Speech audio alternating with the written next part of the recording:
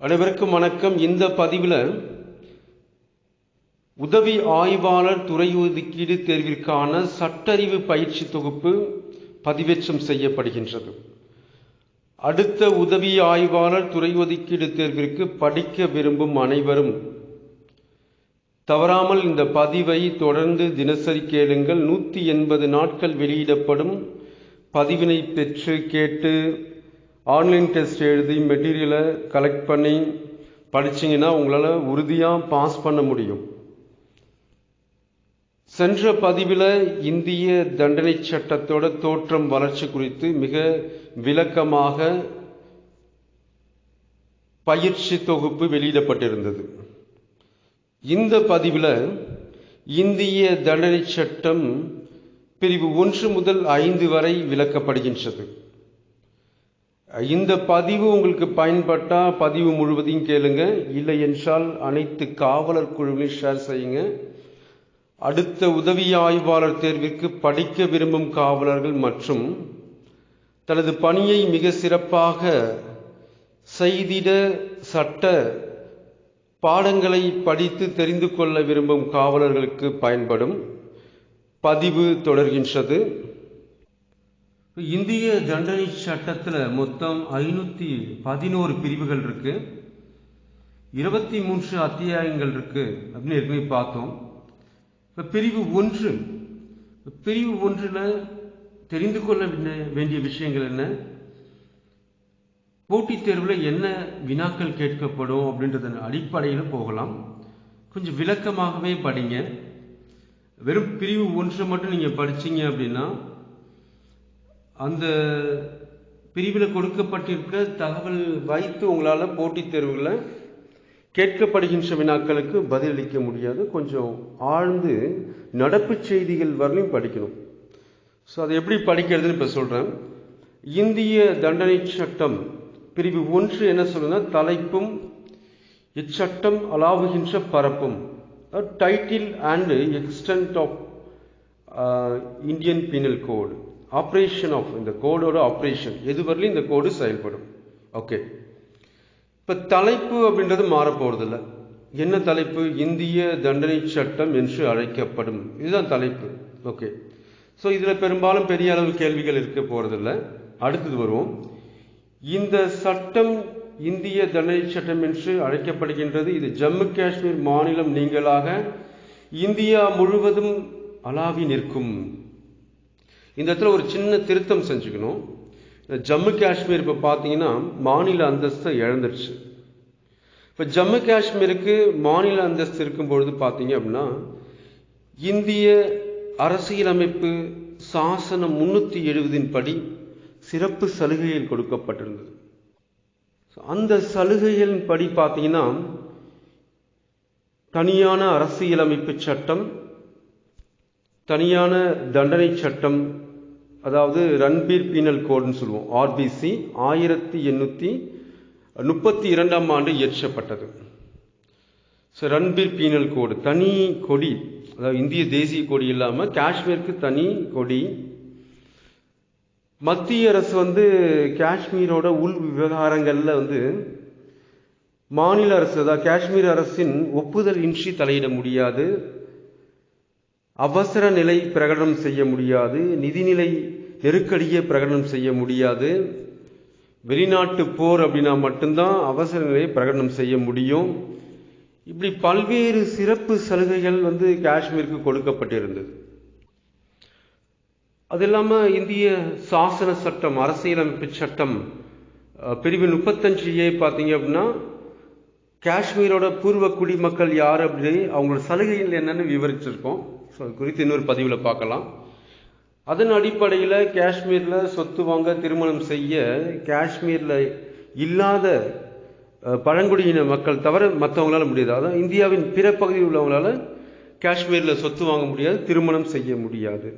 இவ்வளோ கட்டுப்பாடுகள் இந்த இந்திய அரசியலமைப்பு ஷரத்து 370 காஷ்மீருக்கு கொடுத்திருந்தது.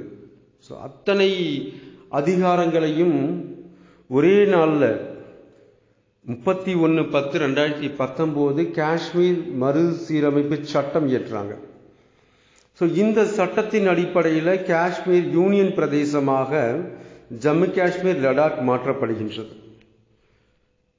அதன் பிறகு சிறப்பு அந்தஸ்தை இழந்துட்ட பிறகு மற்ற யூனியன் பிரதேசங்கள் போலவே இந்தியா மத்திய அரசு இயற்றிய அத்தனை சட்டங்களும் காஷ்மீருக்கு பொருந்தும் என நடைமுறைப்படுத்தப்பட்டது. அதாவது 31/10/2019 காஷ்மீர் மறுசீரமைப்பு சட்டத்தின் மூலம் நடைமுறைப்படுத்தப்பட்டது.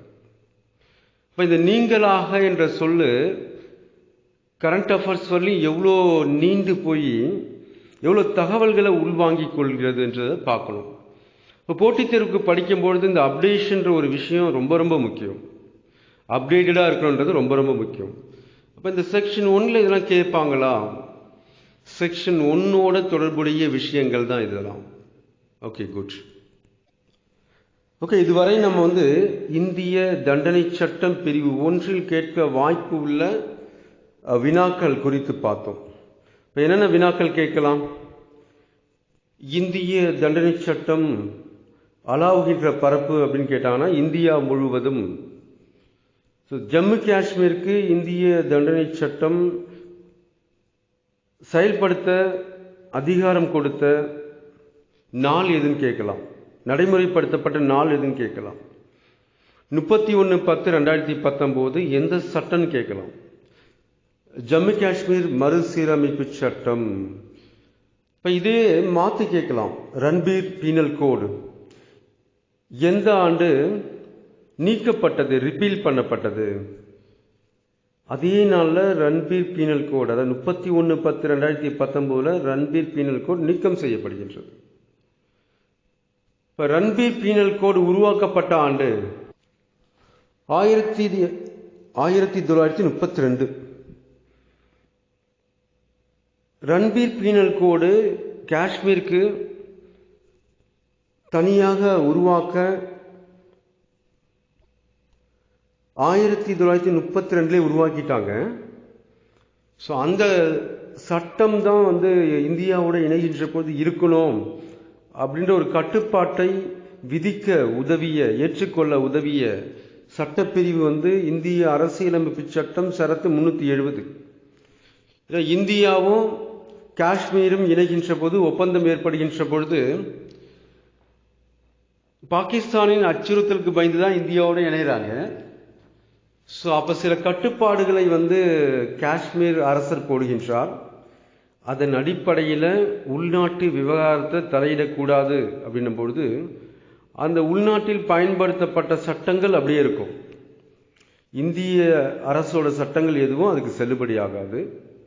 வெளியுறவு கொள்கை சம்பந்தமாக மட்டும்தான் இந்திய அரசு தலையிட முடியும் என்ற ஒப்பந்தத்தின் அடிப்படையில் காஷ்மீர் இந்தியாவுடன் இணைக்கப்பட்டது. இந்திய அரசியலமைப்பு சட்டத்தில் பார்த்தீங்கன்னா ஷரத்து 370, ஷரத்து 35A இந்த 2 மட்டும்தான் காஷ்மீரை இந்தியாவோட நூல் போட்டு கட்டி வச்சிருந்தது. இப்போ காஷ்மீர் இந்தியாவின் ஒரு பகுதி என்பதை உறுதி செய்து கொள்ள மத்திய அரசு காஷ்மீர் மறுசீரமைப்பு சட்டம் போட்டு யூனியன் பிரதேசமாக மாற்றி சிறப்பு சட்டங்கள், சிறப்பு சலுகைகள் அத்தனையும் நீக்கியது. இதன் பயன் என்ன அப்படின்னு பார்த்தீங்கன்னா, காஷ்மீருக்குள்ள தீவிரவாத ஊடுதல் பிரச்சனைகள் எல்லாமே இருக்கு. அப்போ உள்நாட்டுக்குள்ள நடக்கிற எந்த நிகழ்விலையும் மத்திய அரசு மாநில அரசோட ஒப்புதல் இல்லாமல் தலையிட முடியாது. அப்போ அங்கே தீவிரவாதத்தை கட்டுப்படுத்த முடியல. மத்திய அரசு காஷ்மீரை நிர்வகிக்க முடியல. காஷ்மீர் ஒரு பகுதியால் இந்தியாவில் பார்த்தீங்க அப்படின்னா இராணுவ செலவு, இராணுவத்திற்காக செய்கின்ற செலவு ரொம்ப ரொம்ப அதிகமாயிட்டு இருக்கு. ஸோ இதையெல்லாம் கட்டுப்படுத்தும் பொருட்டு தான் இந்திய அரசு மிக உறுதியான தெளிவான ஒரு முடிவை எடுக்குது. அதன் அடிப்படையில் காஷ்மீர் யூனியன் பிரதேசமாக மாற்றப்பட்டு மத்திய அரசின் முழு கட்டுப்பாட்டுக்குள், நேரடி கட்டுப்பாட்டுக்குள் கொண்டு வரப்படும். ஏன்னா மாநிலமாக மாற்றினால் கூட மாநில அரசோட அதிகார வரம்பை தாண்டி மத்திய பட்டியல், மாநில பட்டியல், பொது பட்டியல் இருக்கு. இப்போ மாநில அரசு அந்த இடத்துல அதிகாரம் பெற்று இருக்கும். மத்திய அரசு கட்டுப்படுத்த முடியாது என்பதற்காக தான் அது யூனியன் பிரதேசமாக பிரிச்சுட்டாங்க. அதுவும் பிரிக்கப்பட்ட 2 பகுதியும் பார்த்தீங்க அப்படின்னா ஆபத்தான, அதாவது தீவிரவாத ஆபத்துள்ள ஒரு பகுதி, ஆபத்தில்லாத பகுதி அப்படின்னு பிரித்து சிறப்பான ஒரு நிர்வாகத்தை கொடுத்துருக்காங்க. இதன் அடிப்படையில் காஷ்மீருக்கு பாதுகாப்பு மத்திய அரசால் அதிகமாக கொடுக்க முடியும். காஷ்மீர் வளர்ச்சியில் மத்திய அரசு அதிக பங்களிப்பை எடுத்துக்க முடியும். பிரிவு 370 நீக்கப்பட்டதால் காஷ்மீரில் திருமணம் மற்றும் சொத்து வாங்கும் உரிமைகளை மற்ற இந்திய குடிமகனும் பெறுகின்றான். இவ்வளவு மாற்றங்களை இந்த காஷ்மீர் மறுசீரமைப்பு சட்டம் கொண்டு வந்திருக்கு. இதெல்லாம் இந்திய தண்டனை சட்டம் பிரிவு 1 கீழ் அடங்குகின்றது. இந்திய தண்டனை சட்டம் இல்லை, எந்த சட்டத்தை எடுத்தாலும் பிரிவு 1 காஷ்மீர் நீங்களாகன்னு போட்டிருப்பாங்க. அந்த நீங்களாகன்னு வர இடத்துலலாம் இந்த அப்டேஷனை நான் அப்டேட் பண்ணிக்கணும். ஓகே, அடுத்து இந்திய தண்டனை சட்டம் பிரிவு 2 செல்வோம். முதல்ல அந்த பிரிவு 2 என்ன சொல்லுதுன்னு பார்த்துட்டு அந்த பிரிவு 2 என்ன வினாக்கள் கேட்க வாய்ப்புள்ளது, என்னென்ன வினாக்கள் கேட்கப்படும் என்பது குறித்து கொஞ்சம் விளக்கமாக பார்க்கலாம். இந்திய தண்டனை சட்டம் என்பது குற்றம் செய்தவர்களுக்கு தண்டனை கொடுக்கணும். பல்வேறு குற்றங்களை தொகுத்து ஒவ்வொரு குற்றத்திற்கும் என்ன தண்டனை, எந்த நீதிமன்றத்தால் விசாரிக்கப்பட வேண்டும், அந்த குற்றத்திற்கு தண்டனை மட்டுமா அல்லது அபராதமுமா அல்லது பிற தண்டனையும் சேர்த்து தர வேண்டுமா என்பது குறித்து குற்றத்தின் அடிப்படையில் குற்றவாரியாக விளக்கம் தருகின்றது. அப்ப இந்திய தண்டனை சட்டம் நம்ம பார்த்தோம், அளாவுகின்ற பரப்பு இந்தியா முழுவதும் பார்த்தோம். இந்தியா முழுவதும் அப்படின்னு சொல்லும்போது நிலப்பரப்பு உள்ள வந்துருச்சு. ஓகே, இப்ப இந்தியாவுக்கு வெளியே ஒரு குடிமகன் போய் குற்றம் செய்யறான் அப்படின்னா அவன் இந்தியாவுக்குள்ள இல்லை, அவனை தண்டிக்க முடியுமா?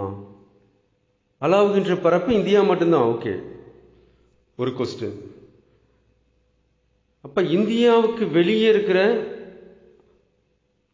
ஒரு அந்நிய நாட்டு பிரஜை குடிமகன் இந்தியாவுக்குள்ள தண்டனை ஒரு குற்றம் செய்யறான் அப்படின்னா அந்த நபரை தண்டிக்க முடியுமா?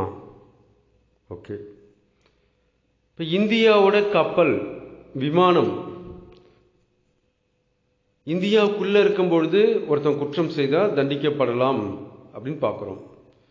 வெளியே இருந்தா, இந்தியாவுக்கு வெளியே இருந்தா அந்த கப்பல் விமானத்தில் குற்றம் செய்தால் தண்டிக்க முடியுமா? இப்படி பல்வேறு வினாக்களை கேட்டுக்கிட்டு அதுக்கான விளக்கம் அடுத்தடுத்து கொடுக்கப்படும். நான் ஃபர்ஸ்ட் கொஸ்டினை ரைஸ் பண்ணிடணும். ஸோ கொஸ்டினை ரைஸ் பண்ணிட்டு அதற்கு பிறகு அதற்கான விளக்கம் கேட்கும்பொழுது மனசுல மிக எளிமையா பதியும். இப்போ இந்திய தண்டனை சட்டம் பிரிவு 2 விளக்கப்படுகின்றது. இந்திய தண்டனை சட்டம் பிரிவு 2 என்ன சொல்லுது? இந்தியாவுக்குள் செய்யப்பட்ட குற்றங்களுக்கு தண்டனை, punishment of offence committed within India.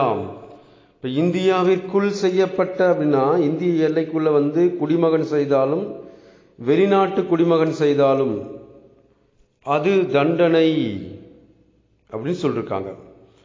இப்போ இந்திய தண்டனை சட்டம் யாரையெல்லாம் தண்டிக்குது அப்படின்னு பார்ப்போமா? யாரையெல்லாம் விலக்கி வைத்துள்ளது, அதாவது தண்டிக்க முடியாது.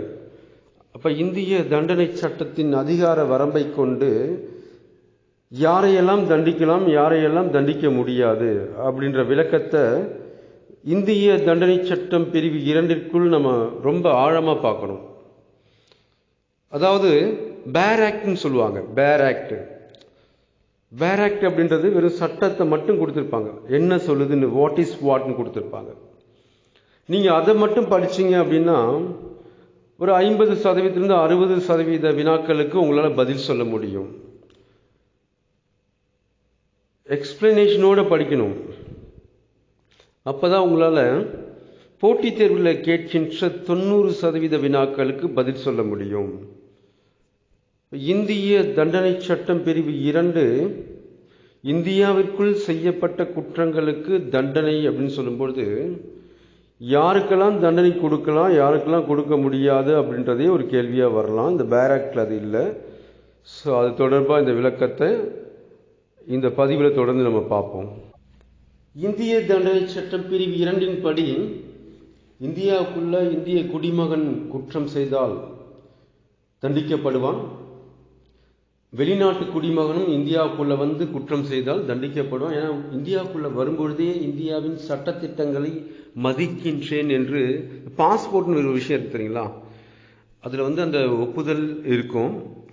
அங்கீகாரம் கொடுத்துட்டு ஒப்புதல் கொடுத்துட்டு வாக்குறுதி கொடுத்துட்டு தான் உள்ளே வராங்க.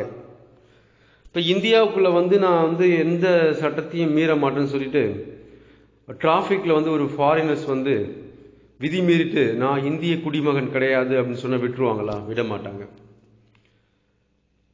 இப்போ இந்தியாவுக்குள்ள வந்து யார் குற்றம் செய்தாலும் இந்திய தண்டனை சட்டம் அல்லது இந்தியாவில் நடைமுறையில் உள்ள பிற சட்டத்தின்படி தண்டிக்கப்படுவார்கள்.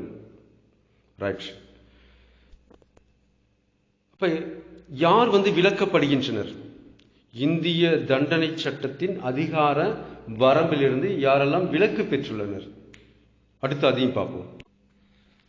எந்த சட்டத்தின் அடிப்படையில் இந்திய தண்டனை சட்டத்திலிருந்து சில நபர்கள் விலக்களிக்கப்படுகின்றனர் அப்படின்னு பார்த்தோன்னா பன்னாட்டு சட்டங்களாக இருக்கும். அது பன்னாட்டு சட்டங்களின் அடிப்படையில் பாதுகாப்பிற்காகவும் உரிமை அடிப்படையிலும் சில சலுகைகள் கொடுத்திருப்பாங்க. அதன் அடிப்படையில் உள்நாட்டு சட்டங்கள் அவர்கள் மீது செயல்படாது. இந்த பட்டியலில் முதலாவதாக இந்திய குடியரசுத் தலைவர் இடம்பெறுகின்றார். அடுத்து ஆளுநர், அதுக்கப்புறம் ராஜ்ய பிரமுகர்கள். இவங்களெல்லாம் பார்த்தீங்க அப்படின்னா இந்தியாவோட நீதிமன்றங்களின் அதிகார வரம்பிலிருந்து விலக்களிக்கப்பட்டிருக்காங்க. ஏன்னா இப்போ இந்திய குடிமகன் தப்பு பண்ணிட்டான் அப்படின்னா நேரடியாக அந்த குடிமகன் மீது வழக்கு தொடுக்கலாம். ஒரு காவல் நிலையத்தில் நீதிமன்றத்தில் வழக்கு தொடுக்கலாம். ஆனால் இந்திய குடியரசுத் தலைவர் மீது வந்து அப்படி வழக்கு தொடுக்க முடியாது. எந்த நீதிமன்றங்களும் வந்து வழக்கை பதிவு செய்யக்கூடாது. இந்திய தண்டனை சட்டத்திலிருந்து குடியரசுத் தலைவர், ஆளுநர், ராஜ பிரமுகர்கள் விலக்களிக்கப்பட்டிருக்காங்க அப்படின்னு பார்க்குறோம். அதன் அடுத்து பார்த்தீங்க அப்படின்னா உச்ச நீதிமன்றத்தின் தலைமை நீதிபதி மற்றும் பிற நீதிபதிகள், உயர் நீதிமன்றத்தின் தலைமை நீதிபதி மற்றும் பிற நீதிபதிகள். இவங்க வந்து சாதாரண நீதிமன்றங்கள் நடத்தப்படும் வழக்குகளிலிருந்து விலக்களிக்கப்படுறாங்க. ஸோ இவங்க மீது பார்த்தீங்கன்னா கீழ்நிலை நீதிமன்றங்கள் வழக்கு தொடுக்க முடியாது. இப்போ ஒரு குற்றவியல் வழக்கு அப்படின்னாலே கீழ்நிலை நீதிமன்றத்திலிருந்து தான் வழக்கு தொடுத்து கொண்டு போகணும். அப்பீலில் தான் ஹைகோர்ட்டு போகணும், சுப்ரீம் கோர்ட்டு போகணும்னு வச்சுக்கலாம். அடிப்படை உரிமை போன்ற வழக்கு ரிட் போடுறதுக்கு தான் நேரடியாக ஹைகோர்ட்டு சுப்ரீம் கோர்ட்டு போயிடுவாங்க. இப்போ கீழ்நிலை நீதிமன்றங்களில், சாதாரண நீதிமன்றங்களில் வழக்கு தொடுப்பதிலிருந்து இவங்களுக்கு விலக்களிக்கப்பட்டிருக்கு. ஆனால் சிறப்பு நடைமுறையை பின்பற்றி இவர்கள் மீது வழக்கு தொடுக்க முடியும், விசாரணை மேற்கொள்ள முடியும். ஸோ அடுத்து பார்த்தோன்னா வெளிநாட்டு தூதுவர்கள், எம்பசின்னு சொல்லுவோம். ஸோ அந்த வெளிநாட்டு தூதுவர்கள் மீது இந்திய தண்டனை சட்டத்தை கொண்டு வழக்கு பதிவு செய்ய முடியாது. ஏன்னா பன்னாட்டு சட்டங்கள் மட்டும்தான் அவங்களுக்கு செல்லுபடியாகும். இப்போ வெளிநாட்டு அரசர்கள் இந்தியாவுக்குள்ள வராங்கன்னா அவங்க மீதும் வந்து வழக்கு தொடுக்க முடியாது. கடைசியாக பார்த்தீங்கன்னா அந்நிய நாட்டு இராணுவ கைதிகள், போர் மற்றும் பிற காரணங்களுக்காக கைது செய்யப்படுகின்ற இராணுவ கைதிகள், அவங்கள உள்நாட்டு சட்டத்தின்படி தண்டிக்க முடியாது. சிறப்பு இராணுவ சட்டங்கள், பன்னாட்டு சட்டங்கள் படி தான் தண்டிக்க முடியும். இப்போ இந்திய தண்டனை சட்டம் இந்தியாவுக்குள்ள செய்கின்ற குற்றத்திற்கு யார் மீது வழக்கு தொடுத்து விசாரணை செய்யப்படலாம், யாருக்கு விலக்களிக்கப்பட்டிருக்கு அப்படின்னு மிக தெளிவாக பார்த்துட்டோம். குறிப்பெடுத்துங்க. நீங்கள் கேட்டுக்கொண்டிருப்பது NCAவின் உதவி ஆய்வாளர் துறை ஒதுக்கீடு ஆன்லைன் சட்டறிவு பயிற்சி வகுப்பு தொகுப்பு. இது போன்ற பயிற்சி தொகுப்புகளை தொடர்ந்து பெற்றிட 9597975079 என்ற எண்ணிற்கு வாட்ஸ்அப் செய்யுங்கள். பதிவு தொடர்கின்றது.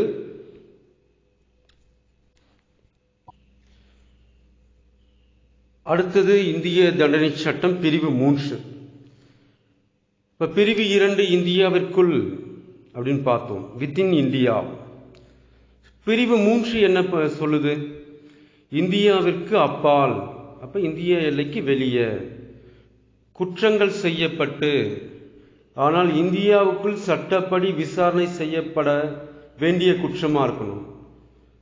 அப்படின்னா என்ன அப்படின்னா, இந்திய குடிமகன் இந்தியாவுக்கு வெளியே ஏதாவது குற்றம் செஞ்சிட்டான் அப்படின்னா இந்தியாவுக்குள்ள வரும்பொழுது எங்கே வேணா அவனை அரெஸ்ட் பண்ணலாம். அவன் இந்தியாவுக்குள்ள அந்த குற்றம் செய்யலையே, இந்தியாவுக்கு வெளில தானே செஞ்சிருக்கான், அவனை ஏன் அரெஸ்ட் பண்ணணும் அப்படின்னா, இந்திய குடிமகனா இருக்கின்ற வரையில் இந்திய சட்ட திட்டங்களுக்கு கட்டுப்பட்டு செயல்பட வேண்டும். இந்தியாவுக்குள்ள இருந்தாலும் வெளியே இருந்தாலும் இந்திய சட்டத்திற்கு எதிராக செயல்பட்டால் இந்தியாவிற்குள் வருகின்ற பொழுது தண்டிக்கப்படுவான். இப்ப இந்தியாவுக்கு வெளில அந்த குற்றத்தை செய்தாலும் இந்தியாவிற்குள் செய்ததாக கருதி தண்டிக்கப்படுவான். இந்திய தண்டனை சட்டம் பிரிவு 3 இந்தியாவிற்கு அப்பால் குற்றங்கள் செய்யப்பட்டு இந்தியாவிற்குள் சட்டப்படி விசாரணை செய்து தண்டிக்கப்படும் குற்றங்களுக்கு இந்திய குடிமகன் பொறுப்பேற்க வேண்டும். செயல் தவிர்க்கை. குற்றம் என்பது குற்ற செயலையும் செய்யாமையும் குறிக்கும். இப்போ ஒரு விஷயத்தை செய்தால் அது குற்றம் அப்படின்னா குற்றம்தான், ஒரு விஷயத்தை செய்யாம விட்டாலே குற்றம்னா குற்றம்தான். குற்றம் என்பது ஆக்ட், ஒமிஷன் ரெண்டுமே இன்க்ளூடு. இதன் அடிப்படையில் இந்திய தண்டனை சட்டத்தின் எல்லை, அலாவுகை, அதிகார வரம்பு இந்தியாவிற்குள் அப்படின்னு பார்த்தோம். அதற்கான அர்த்தத்தை மிக தெளிவாக புரிஞ்சுக்கணும். இந்திய குடிமகன் இந்தியாவிற்குள் இருந்தாலும் இந்திய சட்ட திட்டங்களை மதித்து நடக்க வேண்டும். இந்தியாவிற்கு வெளில போனாலும் இந்திய சட்ட திட்டங்களுக்கு உட்பட்டு தான் அங்க வசிக்க வேண்டும். அங்குள்ள சட்டத்திட்டத்தையும் பின்பற்றணும். இந்திய தண்டனை சட்டம் பிரிவு 2 ஆட்சி மண்டலத்துக்கு அப்பால் அப்படின்ற ஒரு வார்த்தையை அழுத்த திருத்தமா சொல்லுது. அடுத்தது இந்திய தண்டனை சட்டம் பிரிவு 4. இது என்ன சொல்லுது அப்படின்னு பார்ப்போம். ஆட்சி மண்டலத்துக்கு அப்பால், பாருங்க, இந்தியாவிற்கு வெளியே அப்படின்னு பார்த்துருக்கோம், இந்தியாவிற்குள்ள அப்படின்னு பார்த்துருக்கோம். ஆட்சி மண்டலத்துக்கு அப்பால் எக்ஸ்ட்ரா டெரிட்டோரியல் அஃபென்ஸ் அப்படின்னு ஆங்கிலத்தில் சொல்லுவோம். இப்போ ஆட்சி மண்டலம்னா என்ன? ஓகே, செக்ஷன் 2 பார்த்தீங்க அப்படின்னா இந்தியாவுக்குள் நடக்கின்ற குற்றம் அப்படின்னு தெளிவாக பார்த்துட்டோம். Section 3 and 4 extra territorial jurisdiction. Jurisdiction பார்த்தீங்கன்னா extra territorial jurisdiction, intra jurisdiction, உள்நாட்டுக்குள்ளேயே செய்யப்படுகின்ற குற்றம். எக்ஸ்ட்ரா டெரிட்டோரியல் ஜூரிஸ்டிக்ஷன் அப்படின்னா வெளிநாட்டில் செய்யப்படுகின்ற குற்றத்திற்கு உள்நாட்டில் விசாரணை செய்து தண்டனை கொடுக்கின்ற நில எல்லை அதிகார வரம்பை பற்றி கூறுகின்றது. அப்புறம் அட்மிரால்டி ஜூரிஸ்டிக்ஷன் அப்படின்போது கடல் எல்லை வரம்பு குறித்து கூறுகின்றது. இந்திய தண்டனை சட்டம் பிரிவு 2, 3, 4 இத்தனை விளக்கங்களுக்கு உட்பட்டது. இந்திய தண்டனை சட்டம் பிரிவு 4 பார்த்தோம், ஆட்சி மண்டலத்துக்கு அப்பால் செய்யப்படும் குற்றங்கள், எக்ஸ்ட்ரா டெரிட்டோரியல் அஃபென்சஸ். இப்போ ஆட்சி மண்டலத்துக்கு வெளியே செய்தாலும் அதை இந்தியாவுக்குள்ள விசாரிக்க முடியும். எந்தெந்த நிகழ்வுக்காக விசாரிக்க முடியும்? இந்திய தண்டனை சட்டம் பிரிவு 4 உட்பிரிவு 1 இந்தியாவுக்கு வெளியிலும் அப்பாலும் உள்ள எவ்விடத்திலும் இந்திய குடிமகன் ஒருவரால் செய்யப்படுகின்ற குற்றம் அந்த குற்றத்திற்கு இந்தியாவிற்குள் தண்டனை வழங்கப்படும். இது ஆட்சி மண்டலத்துக்கு அப்பால் செய்யப்பட்ட குற்றமாக இருந்த போதிலும் இந்திய குடிமகனாக இருப்பதால் அந்த நபர் இந்திய சட்டங்களின்படி தண்டிக்கப்படுவார். இந்திய தண்டனை சட்டம் பிரிவு 4 உட்பிரிவு 2 இந்தியாவில் பதிவு செய்யப்பட்ட கப்பல், ஆகாய விமானம் எதிலும் எவரேனும் ஒருவர், இங்க குடிமகன் சொல்ல, யாரு செஞ்சாலும் அந்த கப்பலுக்குள்ள யாரு குற்றம் செய்தாலும், அந்த விமானத்துல யாரு குற்றம் செய்தாலும், அந்த விமானம் இந்தியாவில் பதிவு செய்யப்பட்ட விமானம் எனில், அந்த விமானம் இந்தியாவில் இருந்தாலும் அல்லது எங்கிருந்தாலும் அந்த குற்றம் இந்திய தண்டனை சட்டத்தின்படி அல்லது இந்திய சட்டங்களின்படி தண்டிக்கப்படும். ஆட்சி மண்டலத்துக்கு அப்பால் உள்ள குற்றங்கள் குறித்து விளக்கும் இந்திய தண்டனை சட்ட பிரிவு எதுன்னு ஒரு கேள்வி கேட்கிறாங்க. பிரிவு 4, அதாவது ஆட்சி மண்டலம், எக்ஸ்ட்ரா டெரிட்டோரியல் அஃபென்ஸ் குறித்து விளக்கும் இந்திய தண்டனை சட்ட பிரிவு எதுனா பிரிவு 4. இந்தியாவிற்கு அப்பால் செய்யப்படுகின்ற குற்றம் அது இந்திய குடிமகனால் செய்யணும், அந்த குற்றத்திற்கான தண்டனை குறித்து விளக்குவது பிரிவு 3. பிரிவு 4 ஒரு எடுத்துக்காட்டு கொடுத்திருக்காங்க. இந்திய குடிமகன் ஒருவன் உகாண்டாவில் கொலை குற்றம் செய்யறான், டெல்லிக்கு வரான், கைது செய்ய முடியுமா? இந்திய குடிமகன் என்ற அடிப்படையில் இந்திய சட்டத்திட்டங்களில் கட்டுப்பட்டவன் என்பதன் அடிப்படையில் இந்தியாவின் நிலை எல்லையை தாண்டி குற்றம் செய்தாலும் இந்தியாவுக்குள் வரும்போது எங்க வேணா கைது செய்யப்படலாம். அடுத்து இந்திய தண்டனை சட்டம் பிரிவு 5. இதுவரை நம்ம பார்த்த பிரிவுகள்லாம் பார்த்தீங்க அப்படின்னா நில எல்லை தொடர்புடைய பிரிவுகள்.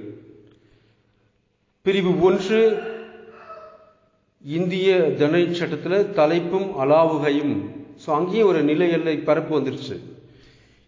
பிரிவு 2 பார்த்தீங்கன்னா இந்தியாவிற்குள் செய்யப்பட்ட குற்றம் ஒரு நில எல்லையை கொண்டு வந்துருச்சு. பிரிவு 3 இந்தியாவிற்கு அப்பால் அப்படின்னு ஒரு நில எல்லையை கொண்டு வந்துருச்சு. பிரிவு 4 ஆட்சி மண்டலத்துக்கு அப்பால், எக்ஸ்ட்ரா டெரிட்டோரியல் என்ற ஒரு வரைமுறையை கொண்டு வந்துருச்சு. இப்ப இன்ட்ரா ஜூரிஸ்டிக்ஷன் குறித்து, உள்நாட்டு அதிகார வரம்பு, எல்லை வரம்பை பற்றி கூறுகின்ற இந்திய தண்டனை சட்டம் பிரிவு 2.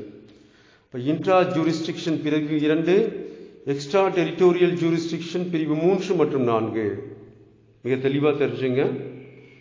அப்போ அட்மிராலிட்டி ஜூரிஸ்டிக்ஷன், கடல் எல்லை குறித்து சொல்றது பார்த்தீங்கன்னா 4, ஏன்னா அதில் கப்பல் அப்படின்ற ஒரு விஷயம் பதிவு செய்யப்பட்ட கப்பல்னு வந்துருச்சு. ஸோ 4ல் அந்த ஜூரிஸ்டிக்ஷன் வந்துருச்சு.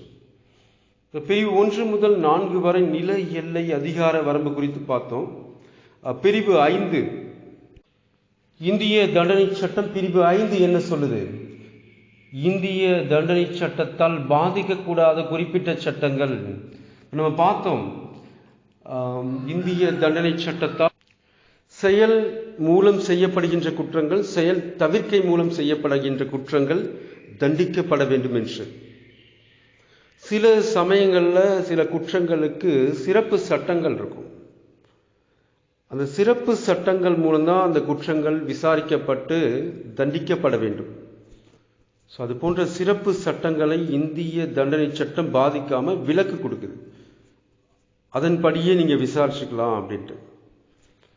இந்திய தண்டனை சட்டத்தின் பிரிவு 5 சிறப்பு சட்டங்களை பாதிக்காம விலக்கு கொடுத்து அந்த சட்டத்தின் நடைமுறைப்படி குற்றங்களை விசாரிக்க வழிவகை செய்கின்றது.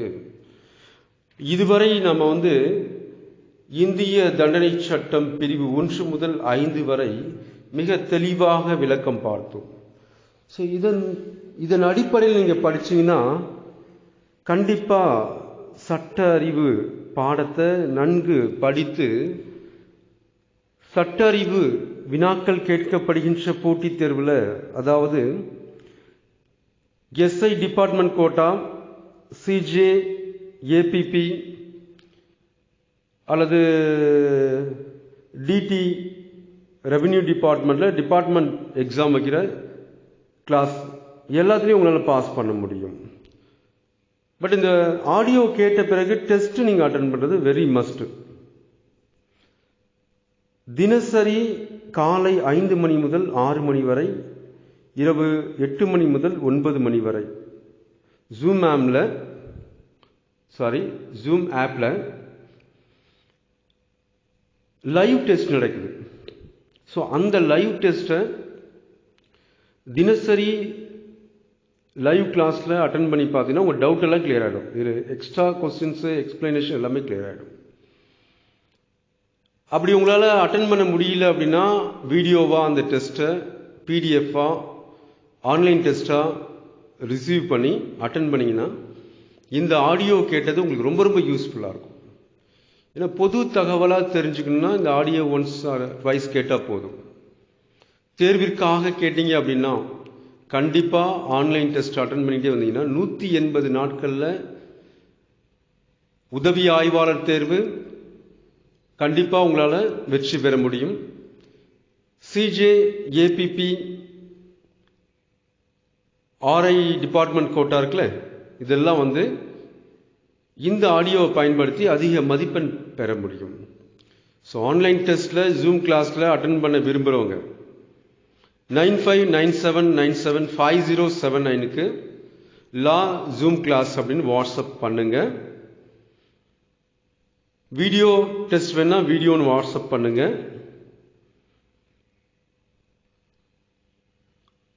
தினசரி ஆடியோ கேட்டுட்டு அதற்கான வீடியோ டெஸ்ட் அல்லது லைவ் டெஸ்ட்டை அட்டன் பண்ணீங்க அப்படின்னா டிபார்ட்மெண்ட் கோட்டாவுக்காக நீங்கள் பிரத்யோகமாக எதையும் படிக்க வேண்டிய அவசியம் இல்லை. இதுக்கான மெட்டீரியலும் நாங்கள் கொடுத்துருவோம்.